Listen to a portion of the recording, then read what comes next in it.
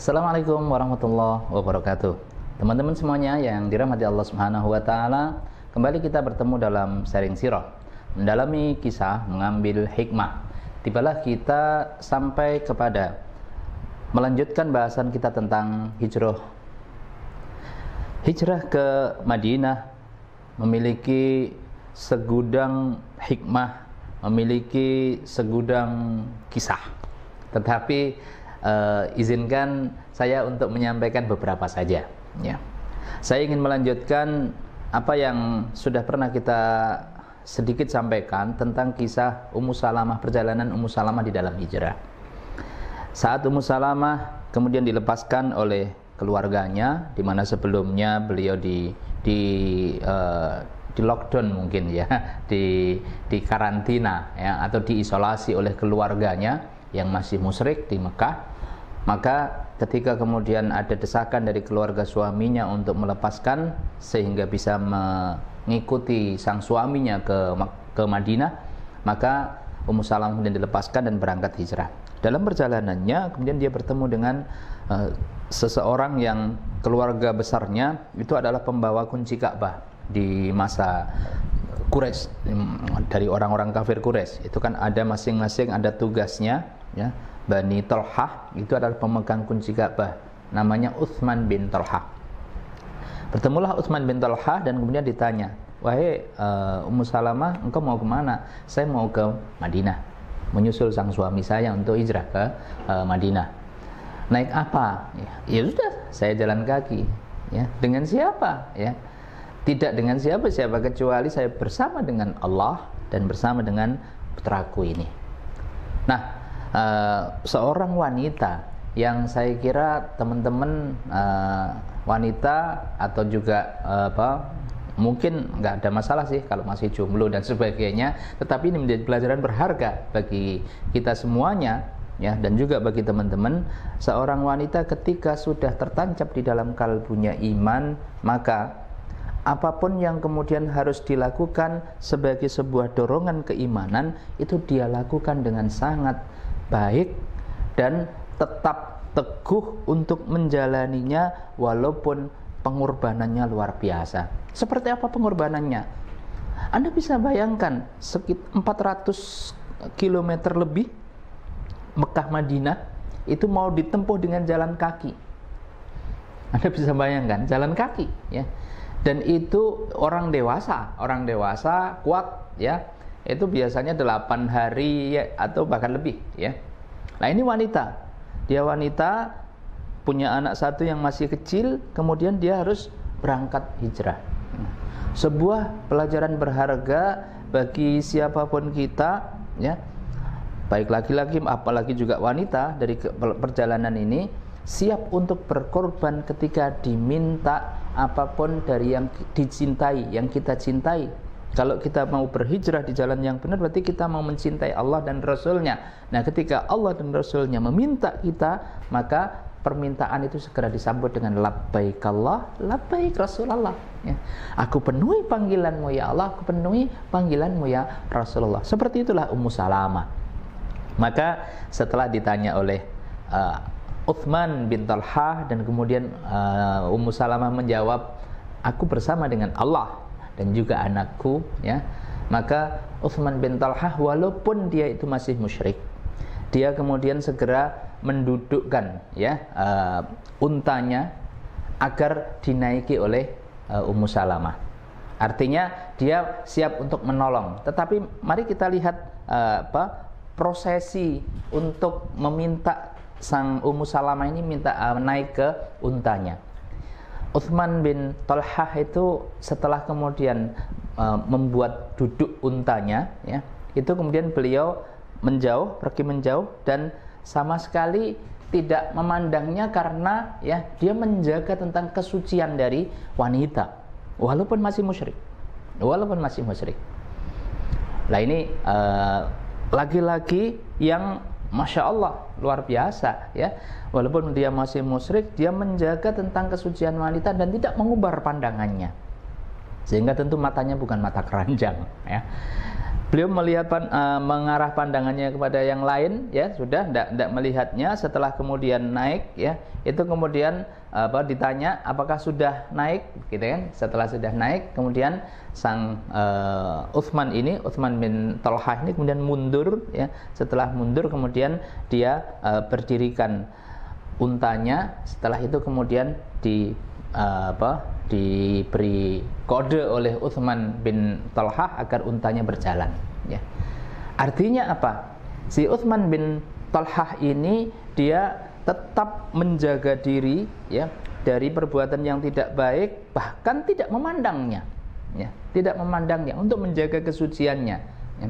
Sampai kemudian dia bisa menolong begitu sampai ke Madinah, ya. Berarti berapa lama perjalanan pakai unta? Sekitar 8 hari. 8 hari 8 malam, ya.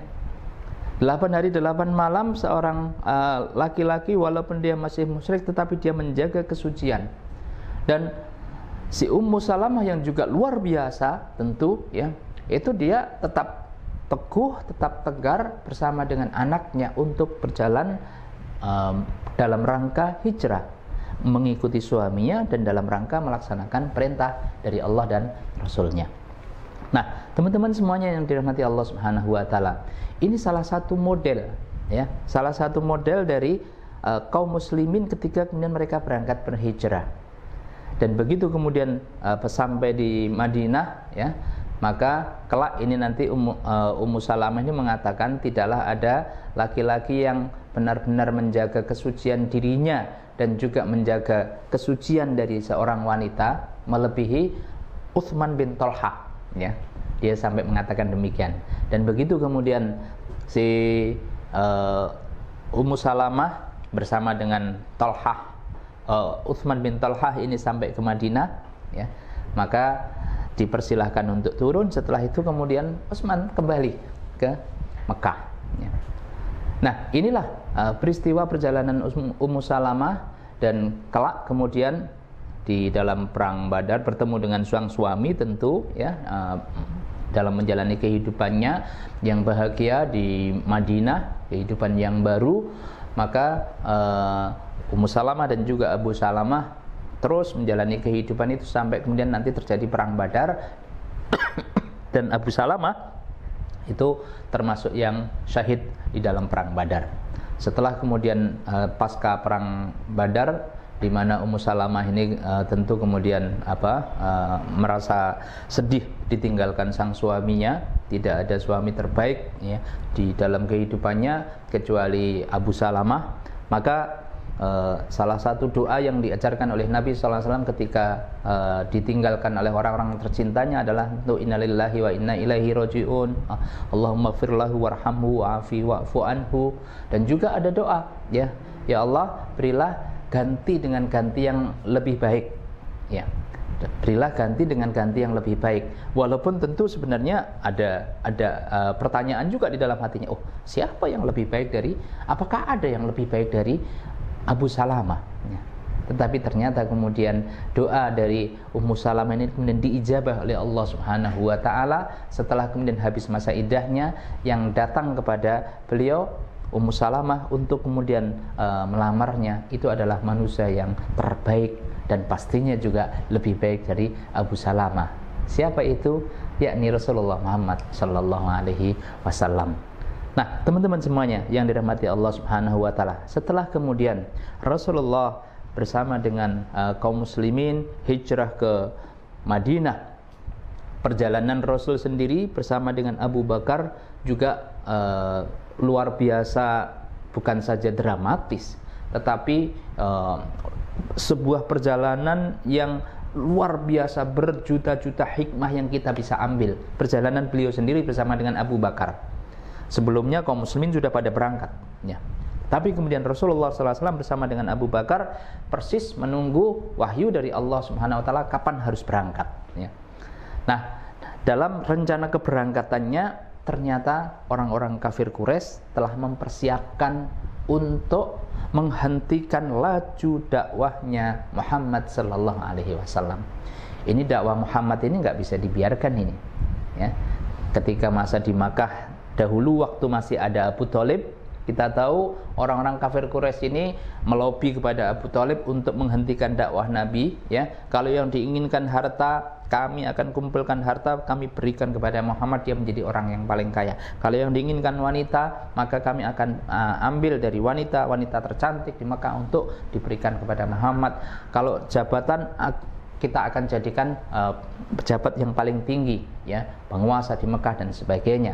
Tetapi kemudian setelah disampaikan oleh pamannya Abu Thalib kepada Rasulullah Muhammad SAW, beliau mengatakan, wallahi ya ami, demi Allah wahai pamanku, kalau seandainya mereka mampu memberikan matahari di tangan kananku, bulan di tangan kiriku, saya tidak akan meninggalkan perkara ini sehingga Allah memutuskan urusannya. Nah, seperti itu di Mekah. Maka ketika kemudian mulai Rasulullah dan kaum muslimin, ya, Rasulullah telah memerintahkan kaum muslimin untuk mulai berangkat hijrah, ya. Orang-orang kafir Quraisy tidak mau kemudian menyesal kemudian. Maka ini harus dihentikan sekarang juga. Bagaimana caranya? Ya, tidak ada lain kecuali harus diakhiri hidupnya Muhammad, dibunuh. Itu kesimpulannya. Akan tetapi orang-orang kafir Quraisy juga waktu itu, kalau ada pembunuhan dan membunuh Muhammad, ya, di mana dia dari Quraisy dan Bani Abdul Muthalib yang sangat terpandang dan seterusnya, tentu kemudian akan ada balas dendam yang luar biasa, ya, yang ini tidak bisa dikendalikan, ya. Tetapi kemudian ada usulan, salah satu usulan yang dibahas oleh orang-orang kafir Quraisy itu adalah tokoh-tokoh Quraisy, saya punya usul agar seluruh suku di Mekah itu mengirimkan laki-laki terbaiknya. Untuk apa? Ya, untuk membunuh Muhammad sallallahu alaihi wasallam, sehingga kalau toh mau menuntut balas, maka Bani Abdul Muthalib kesulitan karena yang terlibat adalah seluruh suku yang ada di Mekah.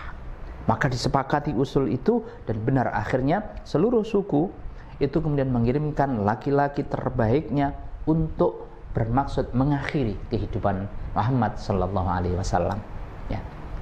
Dan pada malam itu yang telah ditetapkan, seluruh pemuda telah bersiap untuk mengepung rumahnya Rasulullah Muhammad sallallahu alaihi wasallam, dan pada malam itu pula kemudian Rasulullah sallallahu alaihi wasallam meminta Ali bin Abi Thalib untuk melaksanakan dua tugas. Yang pertama adalah untuk menggantikan posisi tidur di tempat tidur Rasulullah SAW, dan yang kedua nanti, ya, diminta untuk mengembalikan barang-barang yang dititipkan oleh orang-orang kafir Quraisy kepada Rasulullah Muhammad SAW. Ngomong-ngomong, barang yang dititipkan memang ada banyak orang yang menitipkan. Loh, banyak. Kenapa? Ya karena beliaulah yang dikenal dengan Al-Amin. Walaupun orang-orang kafir Quraisy ini memusuhi dakwahnya, tetapi tidak pernah meragukan kejujurannya, sehingga menitipkan barangnya. Kalau sekarang ya bisa dibilang bank, ya, menjadi banknya, ya. Semua harta kekayaan yang perlu dititipkan, ditabung dan sebagainya, dititipkannya kepada Muhammad SAW, tapi bersama dengan itu memusuhi dakwahnya, ya. Nah, inilah orang-orang kafir Quraisy, ya. Ali bin Abi Thalib mendapatkan dua tugas itu. Setelah kemudian Ali siap, ya, dan informasi didapatkan oleh Rasulullah SAW, Abu Bakar juga sudah siap, maka kemudian Rasulullah SAW kemudian keluar, ya. Ketika keluar itu beliau berdoa kepada Allah Taala, mengambil pasir dan kemudian dilemparkan, maka dijadikan oleh Allah Subhanahu Wa Taala para pemuda yang mengepungnya ini tidak bisa melihat Rasulullah SAW. Dalam riwayat disebut tertidur, dalam riwayat lain tidak bisa melihat ketika Rasulullah SAW keluar. Setelah kemudian beliau keluar dari rumahnya menuju kepada rumah Abu Bakar As-Siddiq, Abu Bakar telah mempersiapkan dengan sangat baik rencana, planning, desain keberangkatan beliau bersama dengan Rasulullah dalam perjalanan hijrah. Ini nanti pelajarannya juga begitu banyak, jutaan hikmah yang bisa kita ambil dari perjalanan Rasulullah bersama dengan Abu Bakar ini, ya. Mari kita sampaikan sedikit, ya, sedikit kisah ini. Kita ringkas perjalanan Nabi SAW bersama dengan Abu Bakar ini. Setelah kemudian beliau keluar, orang-orang kafir Quraisy ini kemudian mendobrak pintu rumah Rasulullah SAW, ternyata yang ditemui adalah Ali bin Abi Thalib yang tinggal atau yang tidur di tempat tidurnya, ya. Sehingga mereka merasa kacau, gagal, ya, dan kemudian lapor kepada tokoh-tokoh Quraisy, hingga kemudian tokoh-tokoh Quraisy ternyata kemudian membuat sayembara. Nah, setelah bersiap nyampe di rumahnya Abu Bakar As-Siddiq, Abu Bakar telah menyiapkan 2 unta terbaik, ya, untuk Rasulullah dan untuk beliau. Beliau bersama dengan Abu Bakar As-Siddiq, ya, melakukan satu perjalanan dari Mekah ke Madinah, tetapi tidak melewati jalan yang sangat biasa dilalui oleh masyarakat banyak. Dan untuk itu beliau kemudian meminta orang musyrik yang menjadi penunjuk jalannya, ya, yang paham betul. Dan ini nanti menjadi pelajaran bahwa ada banyak hal yang kita ini bisa bergaul dan berkomunikasi, bahkan mungkin bekerja sama dengan orang-orang non-muslim, ya. Tentu dengan ketentuan-ketentuan yang telah dibenarkan oleh secara keseluruhan dan sempurna ajaran agama ini. Tapi dari pelajaran hijrah Nabi ini, penunjuk jalannya itu adalah orang musyrik. Nah, begitu kemudian sudah berjalan, ya, beliau sallallahu alaihi wasallam ternyata kemudian mampir di Gua Thur. Masuk di Gua Thur bersama dengan Abu Bakar As-Siddiq. Sebelum masuk, Abu Bakar menyatakan, sebentar Nabi, tahan dulu. Abu Bakar As-Siddiq melakukan pembersihan lokasi, ada lubang-lubang ditutup dan sebagainya. Setelah kemudian di Gua Thur itu sudah siap, ya, maka kemudian diajak masuk. Ketika kemudian masuk, ya, Allah Subhanahu wa taala berikan kemukjizatan yang luar biasa kepada Nabi sallallahu alaihi wasallam. Begitu masuk itu, ya, Allah langsung mengutus 2 tentaranya. Yang pertama adalah laba-laba, ya, laba-laba untuk segera kemudian membuat rumah di depan gua tersebut. Dan yang kedua adalah burung, ya. Burung diperintahkan Allah Subhanahu wa taala untuk membuat tempat yang sarang, ya, sarang burung yang nanti ada tempat untuk dia bertelur dan sebagainya, ya. Dia bikin sarang, ya. Pertanyaannya teman-teman semuanya, biasanya jalan atau rumah yang di situ ada laba-laba itu berapa lama? Maksudnya ditinggal berapa lama? Tentu sangat lama, ya. Sampai kemudian burung membuat sarang ini berarti berapa lama? Ya, secara perhitungannya adalah tentu sangat lama. Tetapi itulah, ya, merupakan pertolongan Allah Subhanahu wa taala. Allah perintahkan burung dan juga laba-laba untuk membuat rumah atau sarangnya di sana. Nah, dan sebelum itu dalam penginapan Rasulullah bersama dengan Abu Bakar di Gua Thur itu, ternyata Abu Bakar mempersiapkan seluruh putra-putrinya untuk berkontribusi membantu kesuksesan perjalanan hijrah ini, ya. Putri beliau Asma binti Abu Bakar misalnya, yang waktu itu beliau hamil, itu diminta untuk menjadi petugas logistik untuk terus menyupli, ya. Yang kedua juga ada pembantunya Abu Bakar yang diperintahkan untuk menggembalakan kambing. Untuk apa tugasnya? Penggembalaan kambing itu tugasnya adalah untuk menghapus jejak. Yang ketiga adalah putranya Abdullah bin Abu Bakar ditugasi untuk apa? Ditugasi untuk mencari informasi, ya. Di tengah-tengah kaum kafir Quraisy, apa saja yang berkembang informasinya, termasuk mendapatkan informasi membuat orang-orang kafir Quraisy membuat sayembara. Barang siapa yang bisa menangkap Muhammad hidup atau mati, maka dia akan mendapatkan hadiah 100 ekor unta, ya. Berarti kan tentu sangat menarik sayembara tersebut. Karenanya kemudian seluruh perjalanan itu didesain sangat baik oleh keluarga Abu Bakar As-Siddiq, yang beliau sendiri langsung juga menemani bersama dengan Rasulullah di dalam gua. Saat di dalam gua itulah kemudian, ya, ternyata masih ada, walaupun lewat jalan yang sudah diatur sedemikian rupa, dicari jalan yang tidak biasa dilewati, tetapi kemudian ada juga orang-orang yang ikut sayembaranya orang kafir Quraisy itu yang kemudian bisa nyampe ke depan Gua Thur tersebut. Begitu sampai di depan Gua Thur, mau melihat, ya, mau melongok, ada sarang laba-laba dan ada sarang burung, ya.